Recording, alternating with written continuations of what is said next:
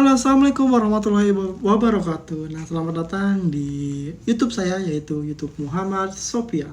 Nah, kali ini kita akan membahas tentang sebuah project yang ada salah satu dosen dari saya, yaitu dari Pak Ade. Untuk MK-nya yaitu sistem tertanam. Oke, nah di sini kita akan bahas semua tentang komponen-komponen yang saya buat projectnya. Nah, tentunya saya membuat project ini dengan sebuah penelitian secara langsung atau yang ada di lingkungan saya sendiri. Nah, mungkin kalian tidak bakal aneh apa sih yang saya akan buat. Ini adalah alat yang sangat bisa membantu di rumah tangga, dimana ini kayak alat-alat yang mungkin kita bisa buat, cuman belum bisa mempraktekkan gimana sistemnya. Nah, oke. Kita langsung mulai. Judul yang saya ambil adalah Rancangan Bangunan dan Implementasikan Sistem Jemuran Otomatis berbasis slot dengan kendali web service ESP32. Nah, itu adalah judul saya yang saya ambil. Bisa dong kalian bayangkan gimana nanti project yang saya buat. Nah, konsep latar belakangnya adalah proyek ini merancang sebuah inovasi memudahkan pengelola menjemur pakaian. Sistem jemuran otomatis ini dirancang mendukung aktivitas sehari-hari dan lebih efisien, terutama mengidentifikasikan perubahan cuaca hujan. Nah, karena kita tidak bisa memprediksi cuaca hujan, makanya saya tergeraklah untuk membuat sebuah project ini, yaitu jemuran otomatis. Nah, nanti saya akan jelaskan, saya akan lihatkan contoh projectnya dan apa aja sih kegunaan gimana cara menggunakannya. Nah, di sini ada 4, yaitu adalah kemudahan dan lebih efisien. Udah pasti jelas, itu sangat efisien banget, dari segi projectnya pun sangat bermanfaat bagi kita semua. Otomatis berbasis sensor. Nah, pasti itu yang saya gunakan juga. Kontrol manual via web. Nah, jadi di sini kita bisa menggunakan otomatis dan kita bisa menggunakan via manual. Jadi kita bisa karena kita sudah menyambung koneksi antara WiFi kita sama ESP32-nya. Jadi itu kita bisa ambil secara manual atau nggak manualnya. Nah, teknologi load ESP3. Nah, udah saya jelaskan, udah pasti kalian paham lah. Udah 4 itu. Nah, penjelasan programnya. Yang pertama adalah WiFi, web service, WiReha, terus ESP3 servo. Nah, untuk menghubungkan ESP32 ke WiFi, membuat server web untuk antarmuka kontrol. Nah, yang kedua, mengelola komunikasi 12C untuk menampilkan status pada layar LCD. Nah, ini untuk mengelola si layar, ada tulisannya nanti jemuran sudah ditarik dan jemuran terbuka atau berjemuran tertutup. Nah, ESP3 atau servo, Libera khusus untuk mengontrol motor servo pada pin GP10 ESP32. Nah, ini untuk memutar sebuah alatnya atau nanti besi kalau kita bahasa karena saya menggunakan aluminium. Nah, ini untuk menarik aluminiumnya agar dia ketika hujan dia bisa ke dalam. Jadi nanti si besi aluminiumnya ke dalam dan nanti si payungnya akan mengontrol keluar. Nanti bisa kalian bayangkan dulu deh. Nanti kita akan lihatkan contohnya. Langkah-langkah praktikan sistem. Nah, yang pertama adalah pemasangan LED 12C. Nah, hubungkan pin GND, VCC, SDA, dan SCL dari modul RCD ke pin yang sesuai pada ESP32. Nah, yang kedua adalah pemasangan sensor hujan. Hubungkan pin GND, VCC, dan DO digital output dari sensor ke pin GND 33V dan GPIO 34 pada ESP32. Pematangan motor servo. Hubungkan kabel sinyal servo 1 ke GPI1O 13 dan servo 2 ke GP1014. Pastikan VCC dan GNT servo terhubung ke sumber daya eksternal 5V-nya. Nah, yang keempat itu adalah pemrograman dan pengujian. Mengunggah kode program ke SP32 menggunakan Arduino IDE, lalu lakukan pengujian fungsional terhadap sensor dan servo. Jadi ini adalah perkodingan untuk mengatur sebuah pengujian sensor nyala atau tidak, otomatis atau tidak, dan motor servonya, karena kita di motor servo yang bisa kita yang kita bisa setting tarikannya sampai yang kita mau gitu. Nah, ini ada arsitektur sistem. Nah, ESP32 bertindak sebagai otak sistem yang saya tadi sering bilang. ESP3 itu adalah otak sistem dari semua program ini. Nah, sebagai otak sistem, mengkoordinasikan input dari sensor dan antar muka web untuk mengendalikan output merupakan motor servo dan tampilan LCD. Nah, bisa kita lihat ya di sini ESP32 dari fit. Nah, itu adalah komponen utama yang ada di tengah ini. Nah, yang kedua di sini ada kanan kiri, yaitu input layer dan output layer dan control layer. Nah, di situ. Nah, untuk selanjutnya adalah sistem pengujian sistem. Nah, ini untuk pengujian sistemnya kita harus uji juga setiap komponen-komponennya nyala atau tidaknya. Nah, di sini adalah langkah-langkahnya mengeverifikasikan fungsionalitas sistem. Nah, amati LCD, pastikan menampilkan pesan awal saat dinyalakan. Nah, kedua adalah uji servo. Verifikasikan gerakan servo sesuai dengan perintah dari web service pada mode manual. Nah, jadi dari web ini kita bisa menyeting berapa tarikan yang kita mau ya, atau yang kita butuhkan. Nah, yang ketiga adalah uji sensor hujan. Tuangkan beberapa tetes air ke sensor untuk kita bisa lihat si sensor ini menyala atau tidak, atau takutnya sensornya ada bermasalah, jadinya tidak bisa menggunakan sensor secara otomatis. Nah, yang ketiga adalah sensor kering. Nah, sama. Jadi sensor hujan sama sensor kering itu sebenarnya sama karena satu alat kan. Jadi cuman di sini untuk untuk pengujiannya saja. Jadi gimana caranya si sensor ini bisa menyala ketika hujan, dia bisa berfungsi, ketika kering dia bisa berfungsi juga. Nah, di sini saya lupa menjelaskan bahan-bahannya. Nah, di sini bahan-bahannya ada ESP3 David, sensor hujan, motor servo LED, breadboard, kabel jumper, power supply, dan rangka mekanik. Dan rangka mekanik ini kita bisa sesuaikan yang ada di rumah kita, atau kita bisa idekan sesuai konsep yang kita mau. Nah, di sini ada logika program fungsi love. Nah, di sini ada jika mode otomatis dan jika mode manual. Nah, kalau untuk mode otomatis, baca nilai digital dari sensor hujan. Jika hujan, low atau servo penjempuran ke posisi 0, masukkan servo payung ke 90 buka. Nah, jadi ketika hujan, si motor servo ini akan menarik si jemuran ke dalam, tetapi akan membuka si payung sendiri.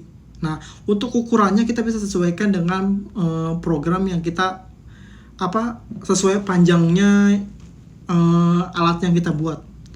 Nah, terus jika cerah, hing atau servo jemuran ke 90 keluar, servo payung ke 0. Nah, itu sebaliknya, tinggal sebaliknya doang. Update status di layar LCD nanti akan ada status di LCD-nya.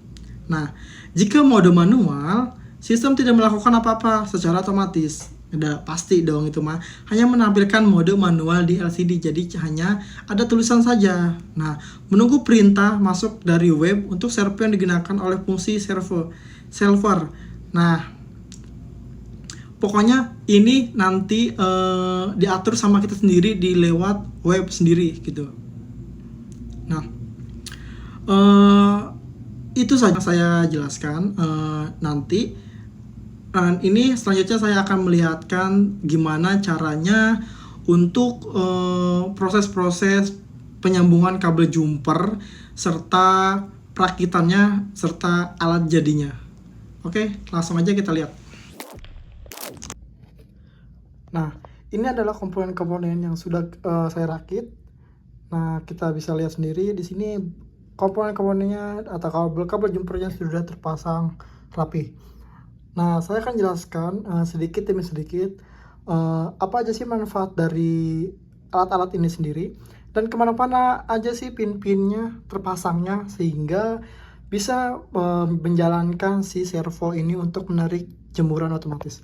Nah, untuk yang pertama, nah di sini kita bisa lihat ada sensor hujan. Nah, di mana ya ini untuk mendeteksi hujan.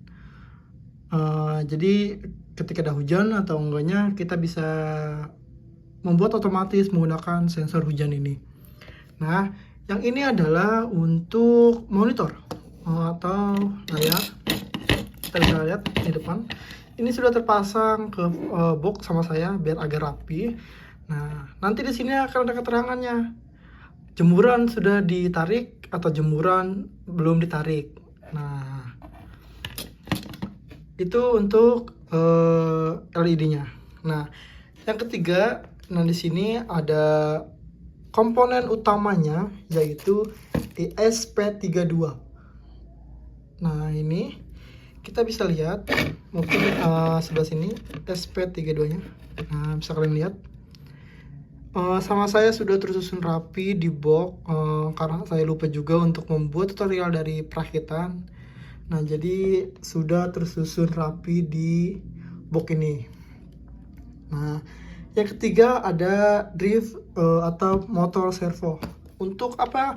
Nah, ini adalah komponen utamanya untuk membuat tarikan sebuah jemuran. Bagaimana si jemuran nanti akan menarik gitu. Nah, nanti saya akan jelaskan lebih detailnya dan saya akan contohkan gimana sih penggunaan si servo ini nanti ketika udah menyala ya. Nah, di sini saya akan menjelaskan dulu tentang namanya. Oh ya, lupa. Ini adalah power supply untuk sumber daya untuk menyambungkan semua kabel-kabel jumper. Nah, di sini yang pertama dulu saya akan menjelaskan tentang pemasangan LED. Nah, bisa kalian lihat. Nah, ada false, ada on, ada on. Nah, bisa kalian lihat nanti saya akan kasih keterangan di bawah ini. Nah, seperti ini untuk pemasangan LED-nya terhadap ESP32-nya. Nah, bisa dilihat di sini. Oke, itu untuk pemasangan LED. Nah, untuk pemasangan motor servo ini. Nah, ini motor servo yang udah saya susun rapi dan kita pasang ke sini. Nah, oke. Nah, sini sudah rapi. Nah, di sini juga nanti bakal ada komponen-komponen yang kalian harus pahami, jangan sampai kalian salah untuk menyolok ke bagian ini. Nantinya ketika kamu salah untuk memasukkan si motor servo ini atau kabel jumpernya, nanti mengakibatkan tidak bisa memutarnya motor servonya sendiri. Nah, lalu ada drive motor. Nah, drive motor ini yang saya sudah jelaskan, sensor hujan. Nah, sensor hujan ini adalah mana ya? Yes, di bagian sini untuk si sensor hujan sendiri. Kelihatan ya? Nanti saya geser dulu. Nah, ini untuk menyambungkan ESP32 pada sensor. Nah, ini sensornya udah saya rakit, tinggal kita pasangkan ke bagian sini. Nah, nanti tinggal kita colok. Nah, contoh ya di sini. Pokoknya nanti kalian tinggal colok ke sini si sensornya.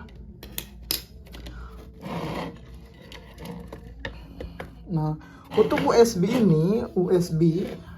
ini adalah untuk menyeting pemrograman dari laptop Arduino ke ESP32.